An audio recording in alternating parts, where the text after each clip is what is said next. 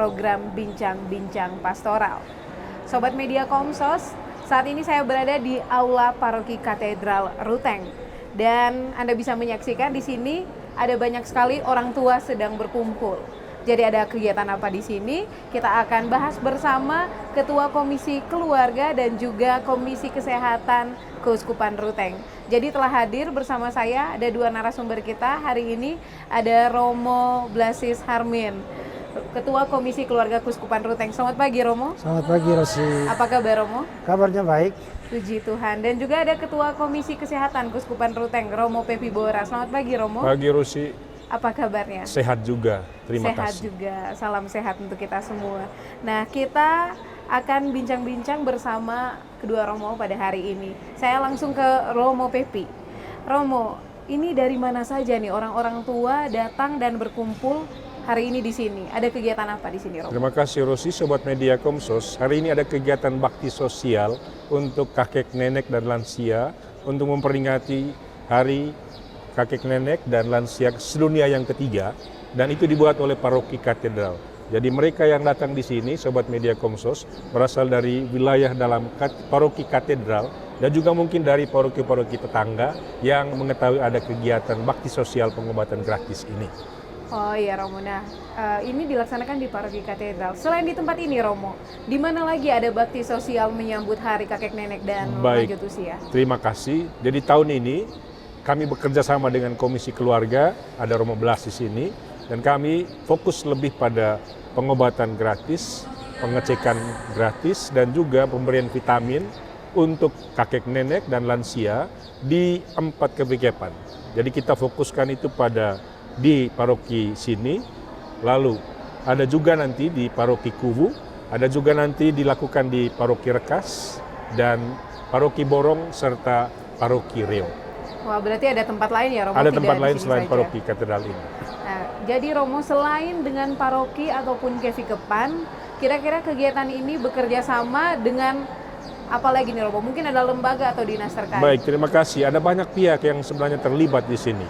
Selain Paroki Katedral yang menginisiatif kegiatan ini secara kelembagaan, secara organisasi, ada banyak misalnya dinas kesehatan lewat puskesmas. Di sini ada puskesmas Lao dan puskesmas kota. Lalu setiap paroki menggandeng puskesmas. Lalu kemudian ada juga donatur, ada juga pihak-pihak lain yang berusaha untuk membantu kegiatan kita seperti Kalbe, dan juga ada banyak orang-orang yang tergerak untuk membantu kegiatan ini. Wah Romo, ternyata banyak juga ya, tidak hanya paroki dan Kevikepan, tapi mitra-mitra lainnya bekerja sama. Ya, saya ke Romo Blas dulu.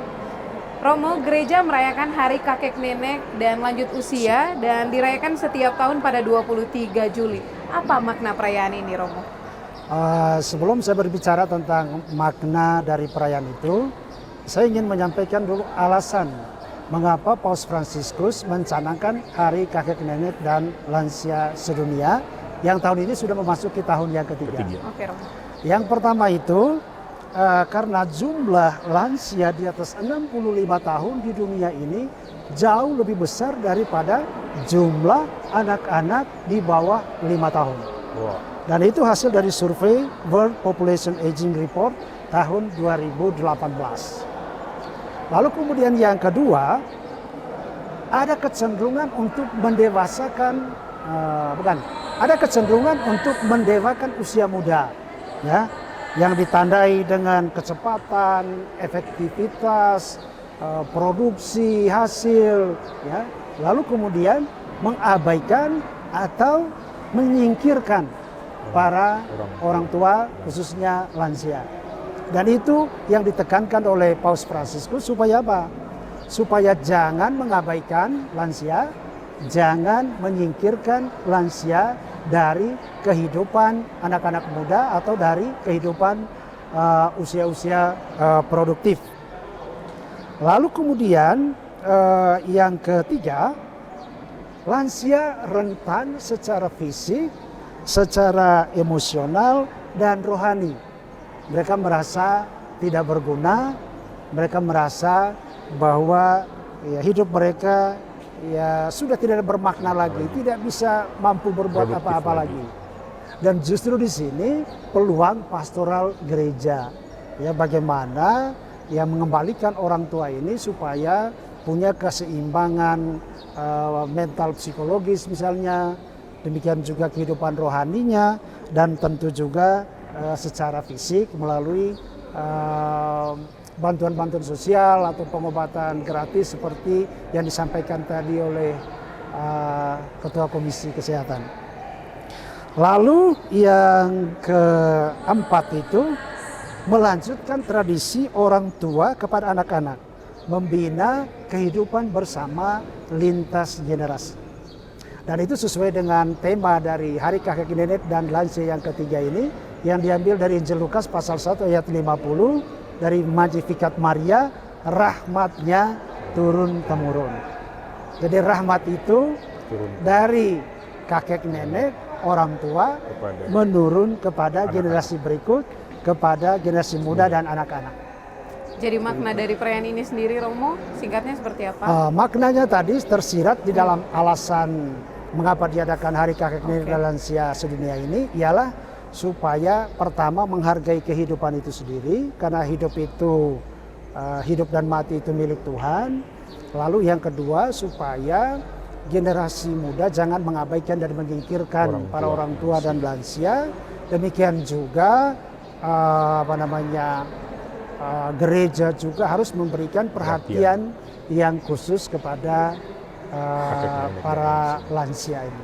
Ya, oke Romo. Seperti yang Romo katakan tadi bahwa Hari Lansia, Hari Kakek Nenek dan Lanjut Usia yang ketiga ini dirayakan nanti di 23 Juli. Dan ini nanti perayaan puncaknya nih Romo, kira-kira dilaksanakan di mana? Apakah berpusat di satu tempat atau bagaimana di Keuskupan Ruteng ini? Baik, untuk menjawab apa yang ditanyakan Rosi, jadi kegiatan ini selain dibuat di pusat di kota, kita juga buat di tempat-tempat lain di 4 kevikepan.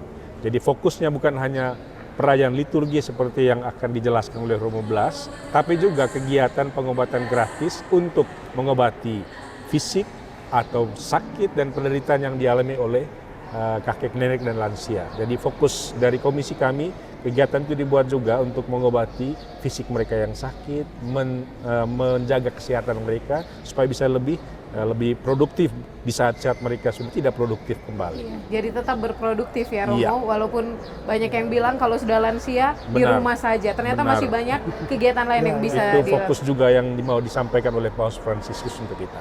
Oke, ya ini pertanyaan selanjutnya untuk kedua Romo nih. Tapi saya mulai dengan Romo Pepi dulu. Dan untuk Keuskupan Ruteng Romo, kita sering mendengar ada pelayanan komuni dan perminyakan bagi para lansia. Betul.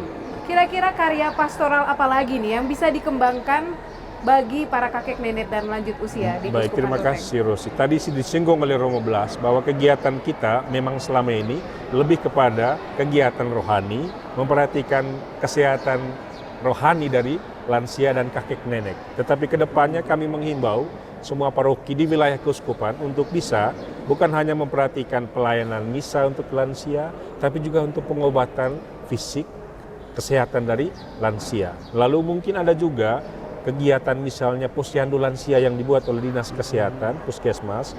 Kita masukkan juga unsur rohani dalam kegiatan-kegiatan itu, dan itu harusnya melibatkan para pihak pastor paroki supaya memiliki ciri khas rohani dalam kegiatan posyandu itu. Nanti kita akan tetap berusaha untuk mencari kegiatan lain untuk mendukung kegiatan bagi para lansia di semua wilayah Keuskupan ini. Mungkin itu yang saya bisa berikan. Mungkin ada tambahan dari Romo Blas? Nah, untuk kita di Keuskupan Ruteng ini, kegiatan puncak peringatan Hari Kakek Nenek dan Lansia Sedunia ini tidak dirayakan di tingkat Keuskupan, tetapi dirayakan di kevikepan-kevikepan. Jadi untuk kevikepan Ruteng nanti akan dilaksanakan di Stasi Kakor, Paroki Santo Klaus Kubu, dan Robo Vikep akan memimpin perayaan pada hari Minggu. Di kevikepan Reo nanti bertempat di Reo, di kevikepan Borong bertempat di Paroki Borong, dan untuk kevikepan Labuan Bajo akan dilaksanakan di Rekas, Paroki Rekas. Itu untuk puncak kegiatan. Tentu di masing-masing paroki, di 86 paroki Keuskupan Ruteng ini akan diadakan juga misa khusus, perayaan khusus dan kegiatan khusus termasuk pengobatan gratis tadi untuk para lansia. Nah, demikian Rosi. Oke, yang terakhir nih Romo, saya mau dengar ucapan selamat Hari Lansia dari kedua Romo. Mungkin dari Romo Blas dulu. Ya, yang pertama untuk para lansia di Kuskupan Ruteng ini, mulai dari para imam, ya, biarawan biarawati yang berusia di atas 65 tahun, saya mengucapkan selamat Hari Kakek Nenek dan Lansia Sedunia yang ketiga. Tetap bersemangat, tetap menghasilkan, tetap memberikan inspirasi dan kekuatan bagi anak-anak, bagi generasi muda, dan tentu untuk para imam senior lansia untuk tetap memberikan semangat untuk imam-imam muda. Oke, kita dengar dari Romo Pepi. Baik, saya Romo Pepi, Ketua Komisi Kesehatan Keuskupan. Saya juga ucapkan selamat Hari Kakek Nenek dan lanjut usia yang ketiga sedunia untuk semua kakek nenek dimanapun Anda berada. Tetap bersemangat.